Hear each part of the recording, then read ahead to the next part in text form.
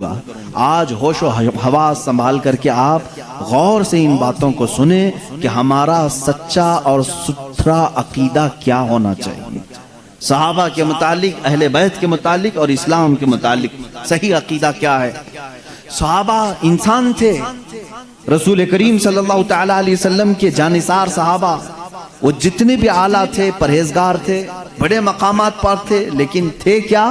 انسان۔ انسانی تقاضا ہے کہ کچھ معاملات میں اختلافات ہوتے رہتے ہیں۔ حضور صلی اللہ تعالی علیہ وسلم کی سب سے پہلی بات آئی غسل کے لیے۔ حضور اکرم صلی اللہ تعالی علیہ وسلم کا غسل دیا جائے کہ نہیں دیا جائے؟ صحابہ ابھی اس بات میں ڈسکس کر رہے تھے۔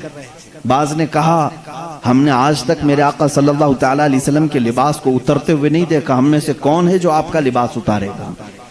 صحابہ اکرام رضوان اللہ تعالی علیہ مجمعین نے، بعض نے کہا نہیں، ہر ایک کو غسل دینے کا حکم خود میرے آقا صلی اللہ علیہ وسلم نے فرمایا، ہم کیوں نہ دیں؟ اسی اثنا میں بیر غرس کا پانی لایا بھی گیا، اور روایات یہ بتاتی ہیں کہ تھوڑی دیر کے لیے صحابہ کو غشی طاری ہوئی۔ غشی کا مطلب سمجھتے ہیں کہ جیسے بے ہوشی آتی ہے یا جھانپ جس کو کہتے ہیں، نیند آنے سے پہلے جھٹکے لگتے ہیں۔ جو صحابہ حجرہ رسول میں تھے انہیں جھانپ لگی یا اونگ آئی، غشی طاری ہوئی تھوڑی دیر کے لیے، اور جیسے ہی ان کی آنکھیں کھلی انہوں نے دیکھا رسول کریم صلی اللہ تعالی علیہ وسلم کو مکمل غسل دیا جا چکا تھا۔ یہ تاریخ میں کہیں نہیں ہے کہ کس نے غسل دیا ہے، اللہ کے حبیب صلی اللہ تعالی علیہ وسلم غسل دے کر کے آرام فرما تھے۔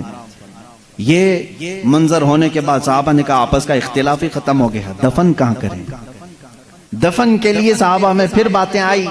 بعض نے کہا ان کو اپنے آبائی وطن لے کر کے جاتے ہیں، مکہ مکرمہ، اور وہ خانہ کعبہ ہے، وہاں پر میرے آقا صلی اللہ تعالی علیہ وسلم کو دفن کیا جائے گا۔ تو بعض صحابہ نے کہا نہیں، حضور صلی اللہ علیہ وسلم کو بیت المقدس لے جاتے ہیں۔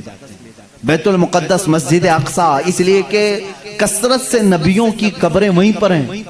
ایک روایت کے مطابق تقریباً 30,000 انبیاء اکرام بیت المقدس کے ارد گرد دفن ہیں۔ کہا انبیاء اکرام آپس میں بھائی ہیں، حضور صلی اللہ تعالی علیہ وسلم کو ان کے بھائیوں کے ہاں دفن کرنے کے لیے ہم لے چلیں گے۔ دو جماعتیں ہو گئی۔ تیسری جماعت صحابہ کی ایک یہ ہے جنہوں نے حدیث رسول ذکر کیا، وہ ان کے رائے تھی، ان کے مشورے تھے، لیکن ایک صحابی نے حضور صلی اللہ علیہ وسلم کی حدیث بیان کی۔ کہا میں نے میرے آقا صلی اللہ علیہ وسلم سے سنا ہے ہر نبی وہاں دفن ہوتا ہے جہاں اس کی روح قبض کی جاتی ہے۔ معاملہ ہی ختم ہو گیا، اختلاف ہی ختم ہو گیا۔ حضور صلی اللہ علیہ وسلم نے فرمایا ہر نبی کو اسی زمین پر دفن کیا جاتا ہے جس زمین میں ان کی روح قبض ہوئی۔ آخری وقت وہ کہاں لیٹے تھے؟ تو سب کا اتفاق ہو گیا وہ حجرہ عائشہ صدیقہ میں لیٹے ہوئے تھے۔ یہ آخری دن تھا میرے آقا صلی اللہ علیہ وسلم کا جس حجرے میں آپ آرام فرماتے، وہ سیدہ عائشہ صدیقہ کا حجرہ تھا۔ حضور صلی اللہ علیہ وسلم نے اپنی ساری بیویوں کے لیے ایک ایک حجرہ بنایا تھا، ایک ایک کمرہ۔ آخر زمانے میں حضور صلی اللہ علیہ وسلم حضرت عائشہ کے حجرے میں لیٹا کرتے تھے۔ حضرت عائشہ صدیقہ رضی اللہ تعالیٰ عنہ سے آپ کو کافی انسیت تھی، محبت تھی، اور ساری ازواج مطہرات نے اپنی باری ان کے لیے قربان بھی کر دی تھی۔ حضرت عائشہ صدیقہ رضی اللہ تعالیٰ عنہ کے ہاں حضور صلی اللہ علیہ وسلم خوشی محسوس کرتے تھے۔ تو آخری وقت آپ کہاں لیٹے تھے؟ حجرہ عائشہ میں۔ تو یہاں آپ کی روح قبض ہوئی تو صحابہ نے یہ طے کیا کہ اسی حجرے میں آپ کا مدفن بھی ہوگا، تدفین یہی ہوگی۔ حضور صلی اللہ تعالیٰ علیہ وسلم کی قبر انور وہی بنائی گئی۔ اب یہاں پر تدفین کے بعد آپ کو معلوم ہے یہ حجرہ یوں ہی نہیں کہ اتفاق سے ایسی ہی جگہ کھود دی گئی اور دفن کیا گیا، بلکہ یہ تو ازل سے لکھا ہوا ہے، ازل سے لکھا ہوا ہے۔ علماء اور محدثین نے فرمایا جو ٹکڑا میرے آقا صلی اللہ علیہ وسلم کے جسم ناس سے لگا ہوا ہے زمین کا، جہاں میرے آقا صلی اللہ علیہ وسلم کی قبر اطہر بنی ہے، اس کے متعلق فرمایا گیا وہ زمین کا اتنا حصہ عرش اعظم سے بھی افضل ہے، عرش اعظم سے بھی افضل ہے۔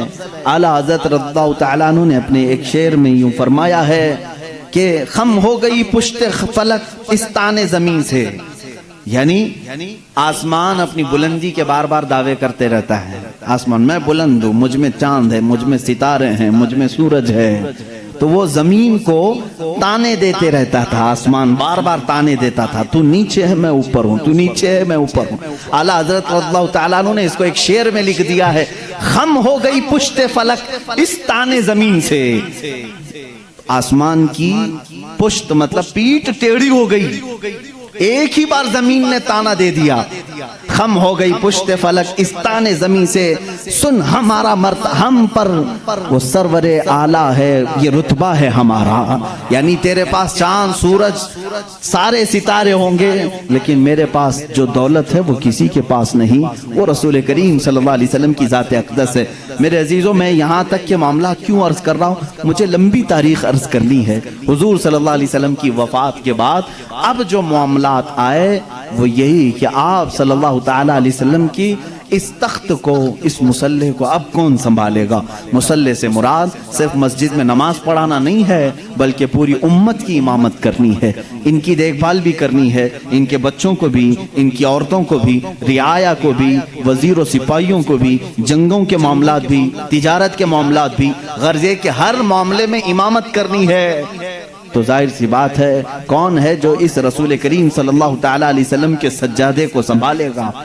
اب اسی اسنا میں میٹنگیں ہوئی صحابہ اکرام رضوان اللہ تعالیٰ علیہ مجمعین کی۔ میں بہت ڈیپ میں آپ کو نہیں لے جانا چاہتا، اس لیے کہ مسلمان کو اتنے ڈیپ میں جانے کی ضرورت ہی نہیں، کیونکہ شیطان ورغلاتا ہے۔ کیا کیا ہوا تھا یہ باتیں شیعہ بہت بیان کرتے ہیں۔ بنی ساعدہ مدینے میں ایک کٹا تھا جہاں پر ایک میٹنگ جمع ہوئی، جس میں سب سے پہلے میٹنگ جمانے والے حضرت عمر فاروق تھے رضی اللہ تعالیٰ عنہ۔ سیدنا عمر فاروق رضی اللہ تعالیٰ عنہ نے صحابہ کو جمع کر لیا۔ اب انصار اور مہاجرین دو صحابہ کی جماعتیں ہیں نا، جو مدینے والے تھے وہ انصار ہیں، جو ہجرت کر کے آئے تھے وہ مہاجرین ہیں۔ تو مہاجرین صحابہ اس میں سے سب جمع ہوئے، اکثر جو ہجرت کر کے آئے تھے، اور ادھر انصار صحابہ کی الگ میٹنگ ہو رہی تھی۔ حضرت سعد ابن ابی عبادہ رضی اللہ تعالیٰ عنہ، اور اس میں حضرت سعد جو ہے وہ لیڈنگ کر رہے تھے۔ انصار صحابہ کی میٹنگ میں یہ بات ہو رہی تھی کہ مدینہ طیبہ میں حضور صلی اللہ تعالیٰ علیہ وسلم تشریف لائے ہیں، تو لہٰذا آپ کا مصلح، آپ کی خلافت انصار میں سے کوئی سنبھال لے۔ لیکن میرے عزیزوں، ان انصار کی محبت پہ بھی قربان جائے۔ جگہ ان کی ہے، مدینہ ان کا ہے، مسجد نبوی ان کی زمین پر بنی ہے، سارے مہاجرین کو انہوں نے ہی پناہ دی ہے۔ اب ظاہر سی بات ہے ان کا حق تھا، وہ بول سکتے تھے کہ آگے خلافت انصار میں سے ہوئی ہونی چاہیے۔ حضرت عمر فاروق رضی اللہ تعالیٰ عنہ جانتے تھے قریش کا دماغ کیا ہے، حضور صلی اللہ علیہ وسلم کا جو خاندان ہے وہ قریش ہے، ان کی ذہنیت کیا ہے، ان کا دماغ کیا ہے، وہ اچھی طرح جانتے تھے۔ سب انصار صحابہ کو انہوں نے جمع کیا اور کہا، آپ کی فضیلت کے ہم قائل ہیں، لیکن ایک بات یاد رکھ لیں، اگر خلافت رسول اللہ صلی اللہ علیہ وسلم کے خاندان کو چھوڑ کر دوسرے خاندان میں چلی جائے تو پھر معاملات درہم برہم ہو سکتے ہیں، اور حضور صلی اللہ علیہ وسلم کے جو اہل بیت ہیں، جو خاندان والے ہیں، کہیں ان کی ناراضگی کا بھی سبب نہ بنے۔ انصار نے جیسی ہی یہ سنا، ساری خلافت سے وہ دستبردار ہو گئے، کہا ہم اس کے ہاتھ پر بیعت کریں گے جو رسول اللہ کے خاندان سے تعلق رکھتا ہے۔ اب اس بات پر اتفاق ہوا تو پوچھا گیا حضور کے خاندان والے قریش کون کون ہیں؟ سب آئے، سب لوگوں نے جمع ہو کر کے الگ الگ نام لینے ہی تھے، ابھی کسی نے نام لیا نہیں تھا۔ سیدنا عمر فاروق رضی اللہ تعالیٰ عنہ آگے بڑھتے ہیں اور کہتے ہیں، اے لوگوں، تمہیں معلوم ہے جب رسول کریم صلی اللہ تعالیٰ علیہ وسلم نے نبوت کا اعلان فرمایا تھا تو سب سے پہلے اسلام لانے والوں میں چند لوگوں کے نام ہیں، ان میں سے پہلا ایک نام سیدنا ابو بکر صدیق کا ہے۔ حضور صلی اللہ علیہ وسلم نے خود فرمایا، بہت سارے لوگوں نے اسلام قبول کیا لیکن سب نے مجھ سے کچھ نہ کچھ سوال کیا، آپ آخری رسول ہیں، کیا علامت ہے؟ آپ سچے نبی ہیں، کیا دلیل ہے؟ لیکن ایک بندہ ایسا ہے جس نے بغیر دلیل پوچھے ایمان لایا، وہ ابو بکر ہے، وہ ابو بکر صدیق رضی اللہ تعالیٰ عنہ ہیں۔ انہوں نے حضور صلی اللہ علیہ وسلم سے کبھی نہیں پوچھا آپ آخری رسول ہیں، کیا ہے آپ کے پاس علامت، بلکہ حضور صلی اللہ علیہ وسلم نے ایک بار صرف ان سے کہا میں اللہ کا نبی ہوں۔ انہوں نے کہا آمنا وصدقنا یا رسول اللہ، ہم ایمان لائے اور آپ کی تصدیق کرتے ہیں اے اللہ کے رسول۔